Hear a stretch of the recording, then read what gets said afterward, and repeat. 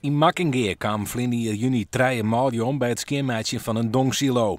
Waaronder de zoon van de eigenaar van de silo. Die ternij pleitte voor aanpassings. In Duitsland, in België, in Frankrijk geen dag verplicht voor rundveemest. Waarom in ons kleine Nederlandje wel? Naar aanleiding van het drama in Makkingeer docht de Onderzoeksraad voor Veiligheid op dit stuit onderzoek naar hoe het veiliger kan rondom dongsilo's en kelders. Met februari wordt haar een eindrapport verwachten, met daarin conclusies.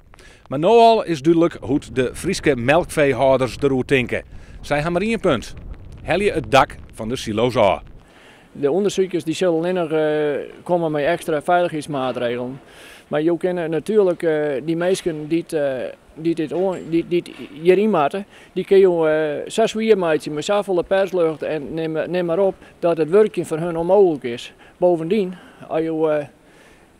als het zo'n risico is, dat het nou blijkt te wezen, dan denk ik echt dat er aan net iemand in wil. LTO Noord liet witte ek kritisch te wezen en vragen te haar hoe de veiligers. Maar verder willen ze eerst nog net reageren in afwachting van het definitieve rapport van de Onderzoeksraad voor Veiligheid. De melkveehouders vinden dat de politiek trosketten is in de milieuregeljouwing.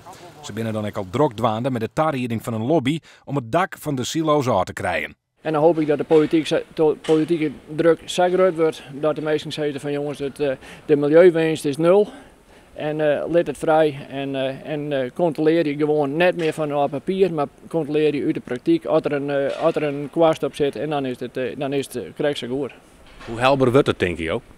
Ik denk dat dit wel heel erg helder is en dat dit wel heel goed helder is, want ja, hoeveel mensen maak je nou mee voor ongeluk?